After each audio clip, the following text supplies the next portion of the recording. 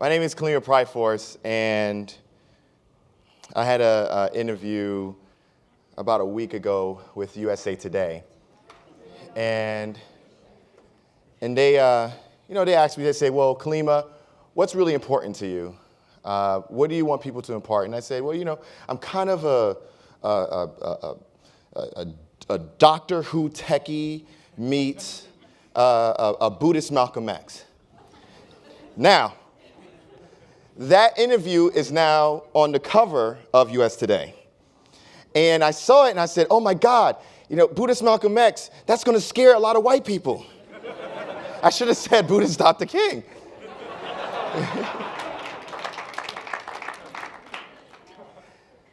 But there was a Buddhist Malcolm X, actually. His name was Dr. B.R. Ambedkar. And he rivaled Gandhi till this day in India in terms of importance, in terms of significance, because his thing was that you cannot have India gain independence without first dealing with its inequalities. And if you don't change things for the Dalit people, for the untouchables, then they will remain oppressed for years to come, and that's exactly what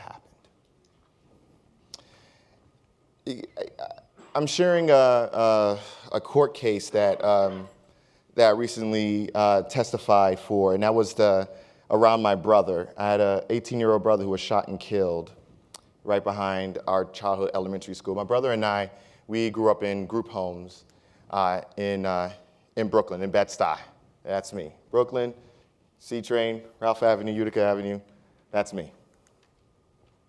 And when I grew up in a group home, I was 8 years old, and I read every book that was in the library. Because you're not allowed, when you're in the group home system, many of you who have experienced group homes or foster care, to go anywhere. You're isolated. No library, no museum, so I read all the books that were donated to us. So I read them 2-3 times before I said, okay, you know what, I need more books. And so I told the staff, I said, can we get more books? And they say, no, we don't have the funding. And so I said, well, okay, well, I'm a vegetarian. I'm 8 years old. I'm a vegetarian, and you've got to be saving at least 50 cents for every meatloaf you're not feeding me.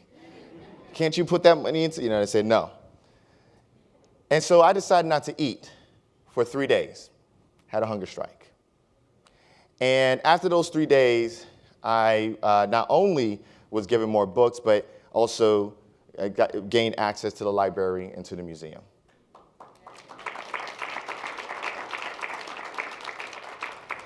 And it was at the library that I met a Buddhist nun, and she was really curious about me. I told her about what happened with the group home. And so she was so inspired that she introduced me to her order. And so from the age of 9 to 14, I had a formal Buddhist education. I was trained to be a monk. But you see, the thing is that I don't look Buddhist, right? Buddhists, like if someone says, oh, someone's Buddhist is on stage, they usually have yoga pants, and they go, okay, now everyone join your hands and think about colors.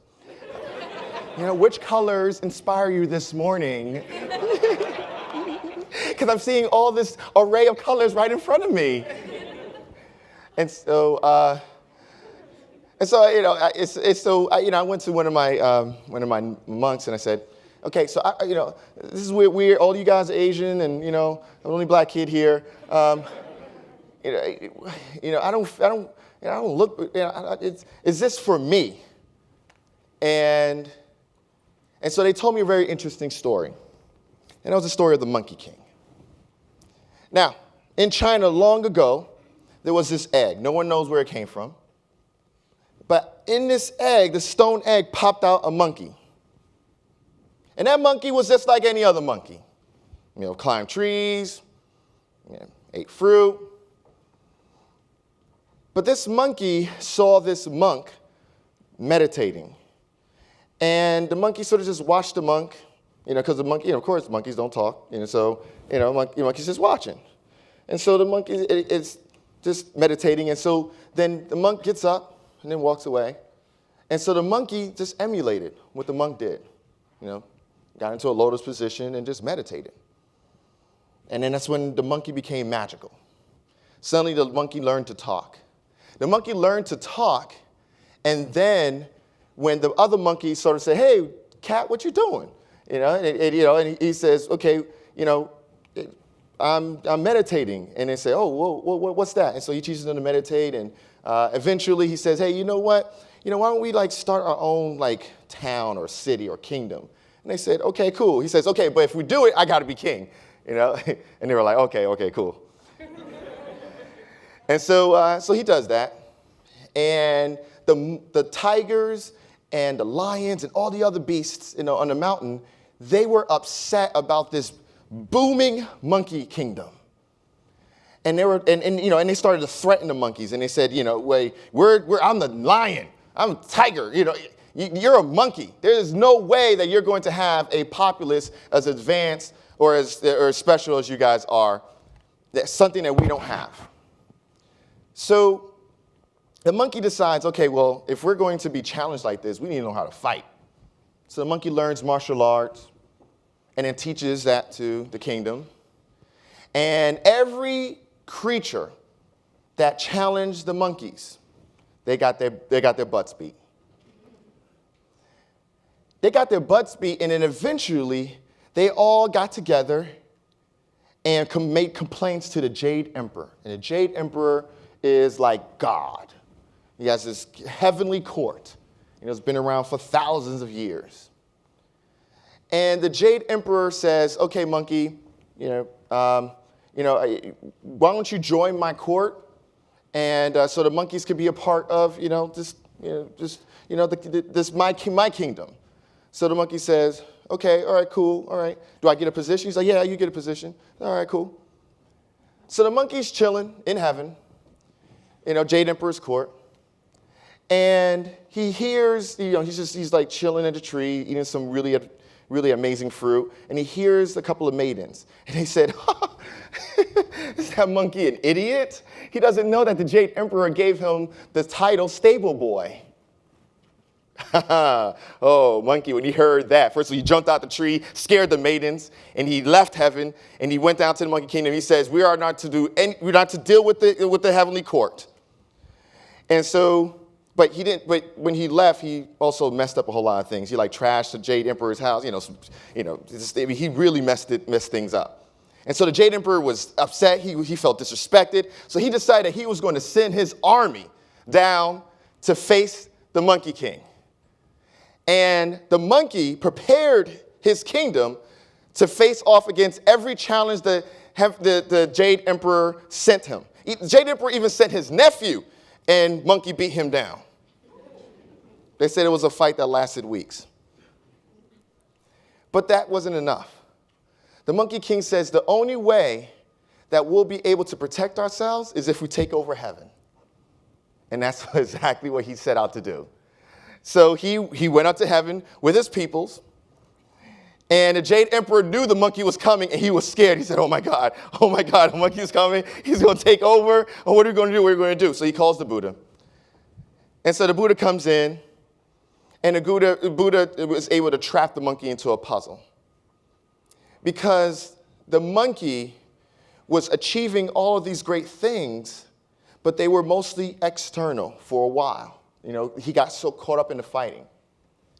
But at the end of this story called Journey to the West, this parable of the Monkey King, the monkey not only becomes a legend, but he says, well, okay, you know what? If the Buddha can trap me, so I might as well be a Buddha. And that's exactly what he became, a Buddha.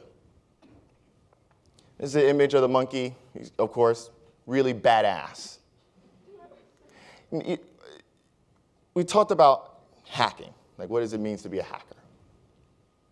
Dr. Malcolm Gladwell, many of you know, says that poverty is not desperation or even deprivation. That poverty is isolation.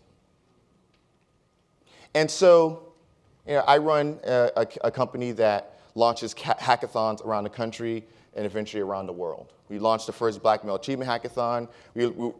Prince called us and said, hey, can you do a hackathon for us at the Essence Festival? We said, okay, cool, we'll do that. We do hackathons for the White House. And so I've built a company focused on teaching kids how to code and learn 21st century skills like rapid prototyping, entrepreneurship, design thinking. And these kids look like you. They look like you. They range from about 12 to 20 years old. Apps are cool. But the first thing we do is we teach them to hack their own isolation so that they'll never again know poverty. And what do I mean by isolation? In many respects, it's what they feel that they are capable of. See, the Monkey King wanted the Jade Emperor's throne. When eventually he decided to become the Buddha himself, he aimed higher.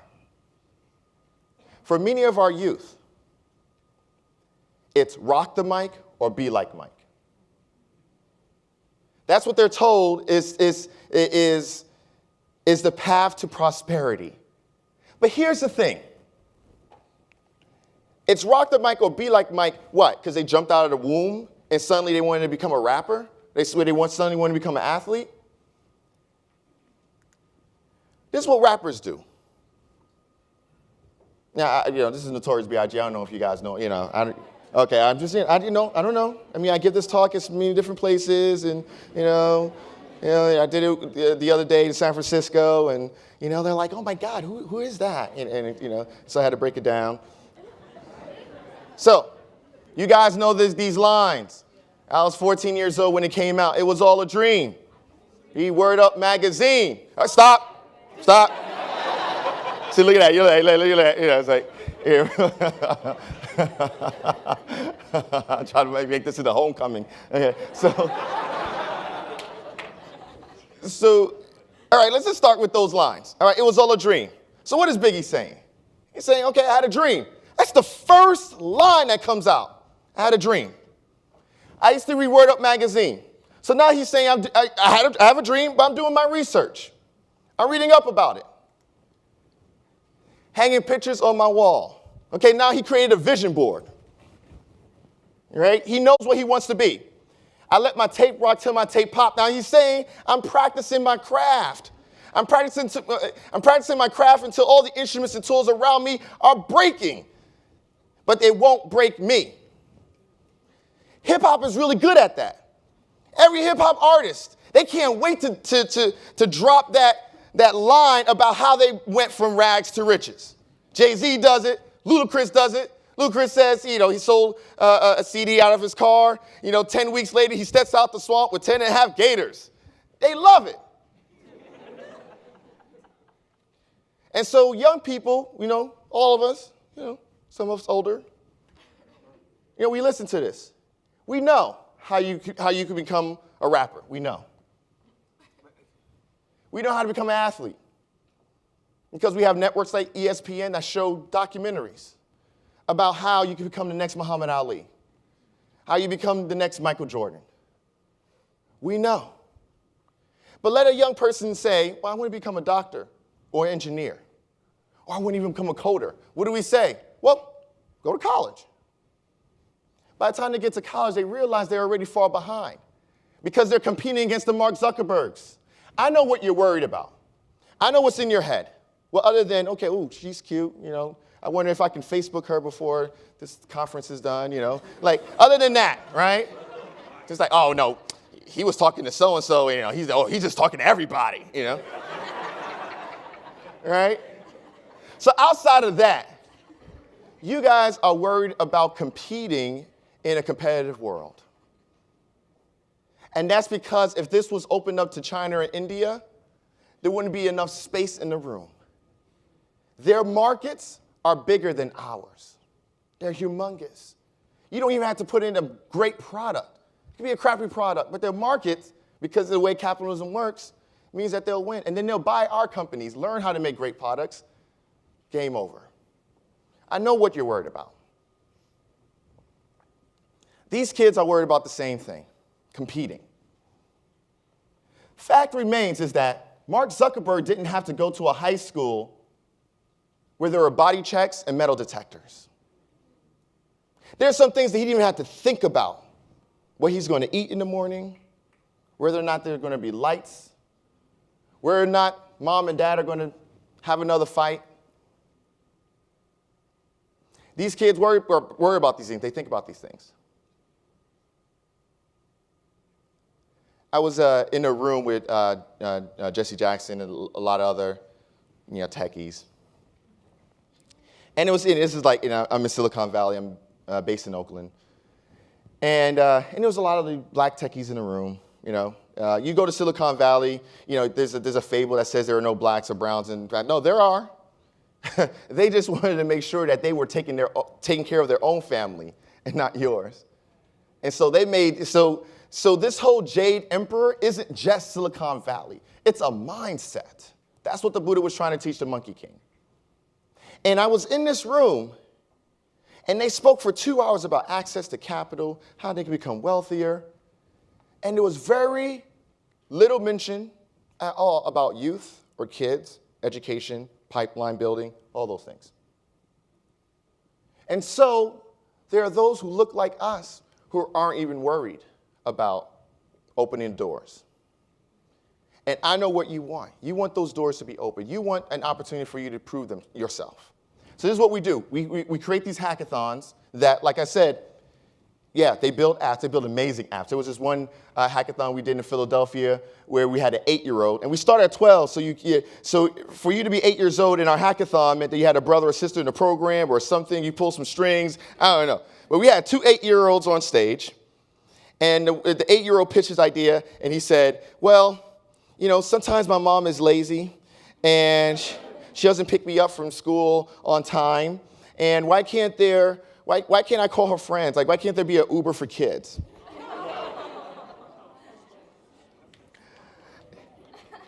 So the app that they built is called Kid Uply, and I can't say anything more because now they're in some deals and talking about developing the app further. But what I can share was that at the final pitch, it was these 2 8-year-olds, and they were just passing the mic back and forth, and they said, yeah, so the problem is I have a life too. And every kid I talk to says that they have a life. And then they showed some numbers. 100% of kids we spoke to say that they have somewhere to be, somewhere to go, someplace to be. And and then he passes the mic to the other kid, and the kid says, yes, and it's not just sports. I mean, they killed it. I went to the judges. I said, you are not allowed to grade based on cuteness. And they were like, oh, my God, Kalimah, this is so cute. And I was like, OK, stop. No, OK. But they won 3rd place. And that kid who was registered at our hackathon was told his mom, he said, I don't know if I want to do this. Only thing he was interested in was basketball. And now that kid says, he said, his mom asked him, well, what do you want for Christmas? And he says, I want Code Academy. I want to become a computer programmer. He said, Mommy, give me whatever I can to become a computer programmer. Hacking isolation.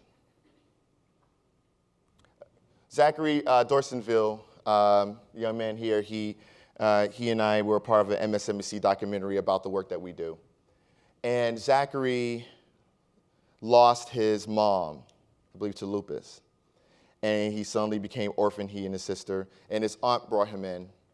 And so suddenly her household went from about 2, 3 kids to about 4 or 5 kids. And Zachary wanted to become a computer programmer. He wanted to become a computer scientist. And he contacted a friend of mine. She was on stage. She was at the Clinton Global Initiative. And he walked up to her and he says, well, I want to be a computer programmer, computer scientist. And so she calls me. She says, I know the right person you need to talk to. She calls me and she says, hey, this is this really great kid named Zachary.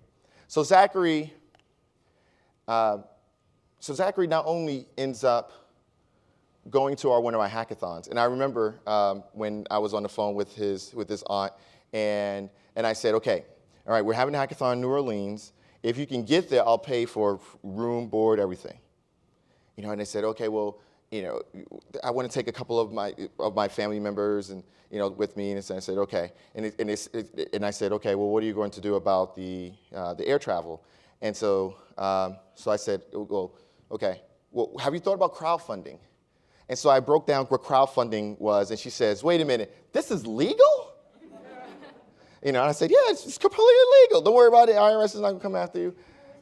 And so, and that's exactly what he did. This 15-year-old ended up crowdfunding his plane trip and his plane trip for everyone else, and he had this experience. There was even at one point when Prince wanted a youth near like the stage, up front of the stage, and so he sat down near them and transformed his life. I just met up with him yesterday, and he went to our Philadelphia Hackathon, and that's where he met Victoria Pinnell, one of our other superstars, and now they're taking each other to the prom. And it happened at our hackathon, Geek Love. I love it. But here it is, these kids no longer feel isolated. They're connected. Princeton is knocking on Zachary's door, Gates Millennium knocking on his door. And that's what I want for all of you. I don't want you to make any cold calls, send out resumes, build a LinkedIn profile that no one sees. Well, first of all, if you connect to me, I'll make sure it's seen. I want opportunity to knock on your door. I want you to become invaluable to anyone that you come across. I want people to shake your hands and know that they're shaking the next Dr. King's hand, the next Malcolm X's hand, the next B.R. Ambedkar's hand. The Monkey King, the parable of the Monkey King story is that there is this Jade Emperor that exists on the outside. Yes, we do have to hack that. But the Jade Emperor that we need to hack most importantly is the Jade Emperor within. Thank you.